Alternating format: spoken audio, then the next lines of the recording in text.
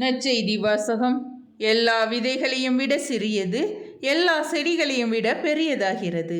Mark எழுதிய தூய நற்செய்தியிலிருந்து வாசகம். அதிகாரம் 4, இறைவசனங்கள் 26 முதல் 34. அக்காலத்தில் இயேசு தொடர்ந்து, இறையாட்சியை பின்வரும் நிகழ்ச்சிக்கு ஒப்பிடலாம். நிலத்தில் ஒருவர் விதைக்கிறார். அவர் எதுவும் செய்யாமலே நாள்கள் நகர்ந்து செல்கின்றன. அவருக்கு தெரியாமல் விதை முளைத்து வளர்கிறது. முதல் தளிர், பின்பு கதிர், அதன் பின் கதிர் நிறைய தானியம் என்று நிலம் தானாகவே விளைச்சல் அளிக்கிறது. பயிர் விளைந்ததும் அவர் அறிவாளோடு புறப்படுகிறார், ஏனெனில் அறுவடை காலம் வந்துவிட்டது என்று கூறினார்.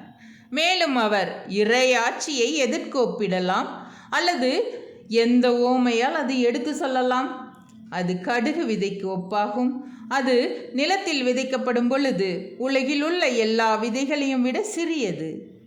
அது விதைக்கப்பட்ட பின் முளைத்தெழுந்து எல்லா செடிகளையும் விட பெரியதாகி வானத்து பறவைகள் அதன் நிழலில் தங்கக்கூடிய அளவுக்கு பெருங்கிளைகள் விடும் என்று கூறினார்.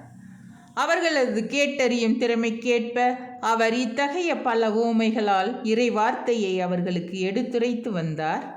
ஊமைகள் இன்றி அவர் அவர்களோடு பேசவில்லை. ஆனால் தனிமையாக இருந்தபோது தம் சீடருக்கு அனைத்தையும் விளக்கி சொன்னார். ஆண்டவரின் அருள்வாக்கு. கிறிஸ்துவே உமக்கு புகழ்.